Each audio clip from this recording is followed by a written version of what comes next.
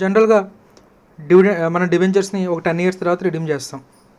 So ఎప్పుడో 10 years తర్వాత కదా రిడీమ్ చేసేది, రైట్? ఆ రోజుకి చూసుకుందాంలే అని చెప్పి ఇప్పుడు ప్రతి సంవత్సరం సంపాదించిన ప్రాఫిట్స్ అమౌంట్స్ ఏదైతే ఉందో, రైట్, సో ప్రాఫిట్స్ని డివిడెండ్స్ రూపంలో పనిచేసుకుంటున్నారు షేర్ హోల్డర్స్, ఎక్కువ డివిడెండ్స్. సో ఏ సంవత్సరం వచ్చిన క్యాష్ ఆ సంవత్సరం ఎక్కువగా డివిడెండ్స్ రూపంలో వెళ్ళిపోతూ ఉంది, క్యాష్ బ్యాలెన్స్ తగ్గిపోతూ ఉంది, రైట్? ఎప్పుడో 10 ఇయర్స్ తర్వాత కదా, ఆ 10 ఇయర్స్ తర్వాత చూద్దాంలే, రైట్? వచ్చిన ప్రాఫిట్స్లోంచి ఆల్రెడీ ఇంట్రెస్ట్ పే చేసే ఇంకా ఇవన్నీ చేసే ఇంకా ప్రాఫిట్ వచ్చింది. ఆ ప్రాఫిట్స్ని డివిడెండ్స్ రూపంలో తినేస్తూ వెళ్ళిపోతున్నారు. సో ఫస్ట్ ఒక 4-5 ఇయర్స్ బాగానే ఉంది కంపెనీ పరిస్థితి.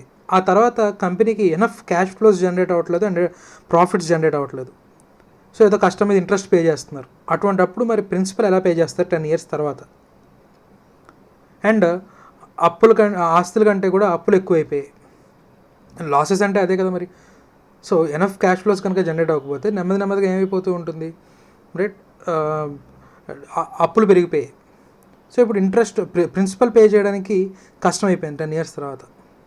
సో అందుకని ముందు జాగ్రత్తగా కంపెనీలని, బాబు మీకు ప్రాఫిట్లు ఉన్నప్పుడే ఎంతో కొంత డిబెంచర్స్ని రిడీమ్ చేయడం కోసం సెపరేట్గా, రైట్, ఒక రిజర్వ్ మెయింటైన్ చేయండి అని చెప్పి, రైట్, బుజ్జగిస్తూ చెప్తే వినరు. అందుకే క్లియర్గా కంపెనీస్ యాక్ట్లో ఒక ప్రొవిజన్ తీసుకొచ్చి పడేశారు. మీరు ప్రతి సంవత్సరం ప్రాఫిట్స్ ఏదైతే ఉందో ఆ ప్రాఫిట్స్లోంచి ఖచ్చితంగా ఒక రిజర్వ్ క్రియేట్ చేయాలి. అదే డిబెంచర్ రిడమ్షన్ రిజర్వ్, రైట్? ఒక స్పెసిఫిక్ పర్సంటేజ్ చెప్తాము, ఆ పర్సంటేజ్ ప్రకారం డిబెంచర్ రిడమ్షన్ రిజర్వ్ క్రియేట్ చేయండి. So left side liability side debenture redemption reserve create అయింది. సో ప్రాఫిట్స్లోంచి అంటే జనరల్ రిజర్వ్స్లోంచి కొంత డిబెంచర్ రిడమ్షన్ రిజర్వ్ ట్రాన్స్ఫర్ చేసాం. సో దట్ ఈక్వల్ పార్ట్ క్యాష్లోంచి దాన్ని సెపరేట్ చేసి ఉంచాలి. సో అలాని క్యాష్ ఆర్ బ్యాంక్గా మెయింటైన్ చేస్తే దానివల్ల మనకి ఉపయోగం ఏం లేదు. కాబట్టి దీన్ని ఇన్వెస్ట్మెంట్స్ రూపంలోకి, వీటిని అంటే ఏదైతే డిబెంచర్ రిడమ్షన్ రిజర్వ్ క్రియేట్ చేసామో ఆ డిబెంచర్ రిడమ్షన్ రిజర్వ్ కోసం సెపరేట్గా తీసిన అమౌంట్ ఏదైతే ఉందో దాన్ని ఇన్వెస్ట్ చేయాలి, రైట్? సో ఆ ఇన్వెస్ట్మెంట్స్ని దేనికోసం యూస్ చేయాలి? ఓన్లీ రిడమ్షన్ ఆఫ్ డిబెంచర్స్ కోసం మాత్రమే యూస్ చేయాలి. అంటే జనరల్ ఇన్వెస్ట్మెంట్స్ కాదు. కంపెనీ దగ్గర డబ్బులు ఉన్నాయి, డబ్బులు ఉన్నప్పుడు ఏదో జనరల్ ఇన్వెస్ట్మెంట్స్ చేస్తుంది లిక్విడిటీ పర్పస్ కోసం, రైట్? అలా కాదు, ఇవి సెపరేట్గా డిబెంచర్ రిడమ్షన్ని ఉద్దేశించినవి మాత్రమే. And at the same time వేటిలో ఇన్వెస్ట్ చేయాలనేది కూడా చాలా కంపెనీస్ యాక్ట్ చాలా క్లియర్గా చెప్తుంది. అదర్వైజ్ కంపెనీస్ డైరెక్టర్స్ ఏం చేస్తారన్న వాళ్ళ బామ్మర్దులకి వాళ్ళకి అప్పులు ఇచ్చేసి, రైట్, ఇది డిబెంచర్ రిడమ్షన్ కోసం నేను ఒకళ్ళు ఎవరో 12% రూపాయి వడ్డీ ఇస్తానారండి, రైట్, అందుకని వాడికి అప్పు ఇచ్చాము అని ఇలా ఇష్టం వచ్చినట్లు అప్పులు ఇచ్చేస్తారు, రైట్? వాడికి సెక్యూరిటీ ఉండదు, పాడు ఉండదు. సో అందువల్ల కంపెనీస్ యాక్ట్ చాలా క్లియర్గా చెప్తుంది ఎక్కడ ఇన్వెస్ట్ చేయాలి. సో రిజర్వ్ క్రియేట్ చేయడం ఎలాగా అండ్ ఆ ఇన్వెస్ట్మెంట్స్ ఎలా క్రియేట్ చేయాలనేది కంపెనీస్ యాక్ట్ చాలా క్లియర్గా చెప్తుందన్న. So debenture redemption reserve chart ఒకసారి చూసినట్లయితే నాన్న ఇది అమెండ్మెంట్ నాన్న. సో ఈ అటెంప్ట్కి నార్మల్ అటెంప్ట్కి మనం ఎక్స్పెక్ట్ చేయొచ్చు. రిలాక్సేషన్ ఇచ్చారు. ఒకప్పుడు కొంచెం ఎక్కువ పర్సంటేజెస్ ఉండేవి డిబెంచర్ రిడెంప్షన్ రిజర్వ్ మెయింటైన్ చేయాల్సిన రిజర్వ్ ఎక్కువ ఉండాల్సి వచ్చేది. సో ఈజ్ ఆఫ్ డూయింగ్ బిజినెస్లో భాగంగా, right, ministry of corporate affairs ఈ రిజర్వ్ రేట్స్ని తగ్గించింది. సో బ్యాంక్స్ కానీ ఇక్కడ మనం చూస్తే 4 కేటగిరీస్లో చూడొచ్చు నాన్న. Banks, all India financial institutions, other financial institutions, listed companies, unlisted companies. So listed కానీ అన్లిస్టెడ్లో కానీ మళ్ళీ ఎన్బిఎఫ్సిస్, హౌసింగ్ ఫైనాన్స్ కార్పొరేషన్స్తో రిజిస్టర్డ్ కంపెనీస్ కానివ్వండి, లేదా అదర్ కంపెనీస్ కానివ్వండి. లిస్టెడ్ కంపెనీస్లో కూడా మళ్ళీ మనం ఎన్బిఎఫ్సిస్, హౌసింగ్ ఫైనాన్స్ కార్పొరేషన్స్ విడిగా చూస్తున్నాం. సో బ్యాంక్స్ కానీ ఆల్ ఇండియా ఫైనాన్స్ ఇన్స్టిట్యూషన్స్ కానీ డిఆర్ఆర్ మెయింటైన్ చేయాల్సిన అవసరం లేదు. అంటే ఇక్కడ అవసరం లేదు అని ఎందుకు అంటున్నాం అంటే కంపెనీస్ యాక్ట్ ప్రకారం డిఆర్ఆర్ క్రియేట్ చేయాల్సిన అవసరం లేదు. సో బ్యాంక్స్ కానీ ఏఎఫ్ఐస్ కానీ ఆర్బీఐ అండర్లో పనిచేస్తాయి, బ్యాంకింగ్ రెగ్యులేషన్ యాక్ట్ అండర్లో పనిచేస్తాయి. సో బ్యాంకింగ్ రెగ్యులేషన్ యాక్ట్ కానీ ఆర్బీఐ కానీ డిపాజిట్స్ కానీ లేదా డిబెంచర్స్ మీద కానీ ఎలా అయితే రిజర్వ్ మెయింటైన్ చేయమంటుందో ఆ రిజర్వ్స్ మెయింటైన్ చేస్తే చాలు, రైట్? సో అందుకని కంపెనీస్ యాక్ట్ నుంచి ఎగ్జంప్షన్, రైట్? బ్యాంక్స్కి బేసల్ నామ్స్ ఉంటాయి, క్యాపిటల్ అడెక్వసీ రేషియోస్ ఉంటాయి. సో ఆ రేషియోస్ ప్రకారం అవి మెయింటైన్ చేసుకుంటాయి. కాబట్టి కంపెనీస్ యాక్ట్ ఇన్వాల్వ్ అవ్వను అని చెప్పి వీటిని ఎగ్జంప్ట్ చేసింది. అండ్ అదర్ ఫైనాన్షియల్ ఇన్స్టిట్యూషన్స్ వచ్చేసరికి సేమ్ యాజ్ ఎన్బిఎఫ్సి. సో అంటే ఎన్బిఎఫ్సికి ఏ రూల్స్ అప్లై అవుతున్నాయో మిగిలిన ఫైనాన్షియల్ ఇన్స్టిట్యూషన్ అంటే ఆల్ ఇండియా ఫైనాన్షియల్ ఇన్స్టిట్యూషన్స్ కానివి అదర్ ఫైనాన్షియల్ ఇన్స్టిట్యూషన్స్కి ఎన్బిఎఫ్సిస్కి ఏ రూల్స్ అయితే అప్లై అవుతున్నాయో ఆ రూల్స్ అప్లై అవుతాయట. సో మరి ఎన్బిఎఫ్సిస్కి ఏ రూల్ అప్లై అవుతుందో చూద్దాం. సో ఎన్బిఎఫ్సి లిస్టెడ్ ఎన్బిఎఫ్సి అయితే కనుక రైట్, లిస్టెడ్ ఎన్బిఎఫ్సి అయితే కనుక రిజర్వ్ మెయింటైన్ చేయాల్సిన అవసరం లేదు. అన్లిస్టెడ్ ఎన్బిఎఫ్సి అయినా కూడా రిజర్వ్ మెయింటైన్ చేయాల్సిన అవసరం లేదు. సో కంక్లూజన్ ఏంటి, అదర్ ఫైనాన్షియల్ ఇన్స్టిట్యూషన్స్ కూడా రిజర్వ్ మెయింటైన్ చేయాల్సిన అవసరం లేదు. రైట్, ఒకవేళ కంపెనీస్ యాక్ట్ ఈ ఎన్బిఎఫ్సిస్కి సంబంధించిన అమెండ్మెంట్ చేసింది అనుకోండి, ఆటోమేటిక్గా ఇక్కడ కూడా మారుతుంది. Right, so same as NBFC అంటున్నాడు కాబట్టి అదర్ ఫైనాన్షియల్ ఇన్స్టిట్యూషన్స్ కూడా రిజర్వ్ మెయింటైన్ చేయాల్సిన అవసరం లేదు. అలాగే లిస్టెడ్ కంపెనీ అయి ఉంటే కనుక కంపెనీస్ యాక్ట్ ప్రకారం రిజర్వ్ మెయింటైన్ చేయాల్సిన అవసరం లేదు. సెబీ చూసుకుంటుంది. రైట్, సో సెబీ చూసుకుంటుంది కాబట్టి లిస్టెడ్ కంపెనీస్ అది whether NBFC, housing finance corporation or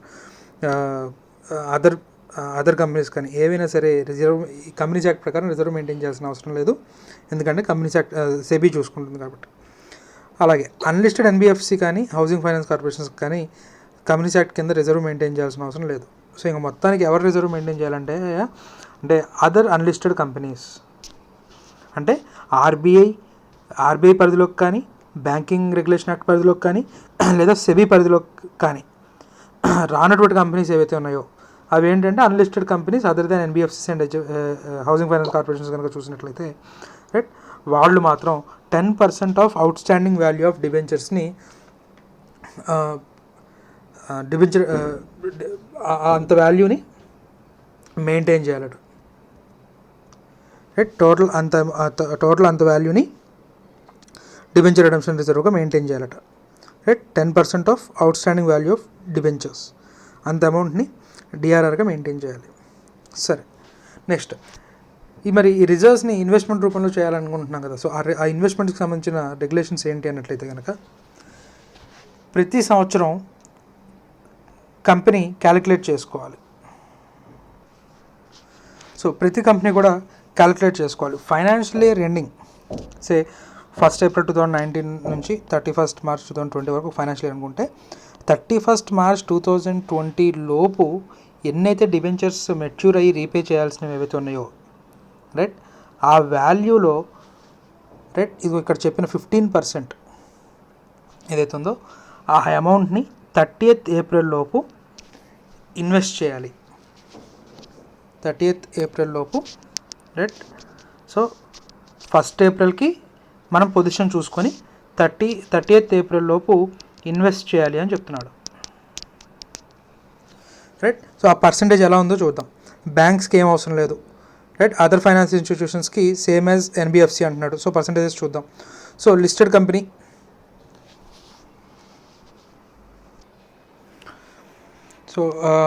other finance institutions వచ్చేసరికి లిస్టెడ్ అయితే కనుక 15% ఇన్వెస్ట్మెంట్ మెయింటైన్ చేయాలి. అన్లిస్టెడ్ అయితే అవసరం లేదు. అండ్ అలాగే లిస్టెడ్ కంపెనీస్లో ఎన్బిఎఫ్సిస్ అయితే 15%, హౌసింగ్ ఫైనాన్స్ కార్పొరేషన్స్ అయితే కనుక 15%, అదర్స్ 15%. అన్లిస్టెడ్ కంపెనీ ఎన్బిఎఫ్సి అయితే అవసరం లేదు. అలాగే హౌసింగ్ ఫైనాన్స్ కార్పొరేషన్ అన్లిస్టెడ్ కూడా అవసరం లేదు. అదర్ కంపెనీస్ అయితే కనుక 15% రిజర్వ్స్ మెయింటైన్ చేయాలి, ఇన్వెస్ట్మెంట్స్ మెయింటైన్ చేయాలి. Right, before 30th April of every financial year. Right, calculation ఏ రోజుకి చూసుకోవాలి? 1st April financial year opening రోజున ఆ ఫైనాన్షియల్ ఇయర్ ఎండింగ్కి ఎంత డిబెంచర్స్ మెచ్యూర్ అవ్వబోతున్నాయో క్యాలిక్యులేట్ చేసుకొని దాంట్లో ఈ పర్సంటేజెస్ ఏవైతే ఉన్నాయో ఆ పర్సంటేజ్ ప్రకారం క్యాలిక్యులేట్ చేసుకొని ఇన్వెస్ట్మెంట్స్ చేయాలి. ఆ ఇన్వెస్ట్మెంట్స్ దేంట్లో చేయాలి అంటే కనుక స్కెడ్యూల్డ్ బ్యాంక్ యొక్క డిపాజిట్స్, అంటే స్కెడ్యూల్డ్ బ్యాంక్లో ఫిక్స్డ్ డిపాజిట్స్ వేయాలి. ఫిక్స్డ్ డిపాజిట్స్ వేసుకోవచ్చు. ఆ ఫిక్స్డ్ డిపాజిట్స్ మీద మళ్ళీ ఎటువంటి లింక్ క్రియేట్ చేయకూడదు.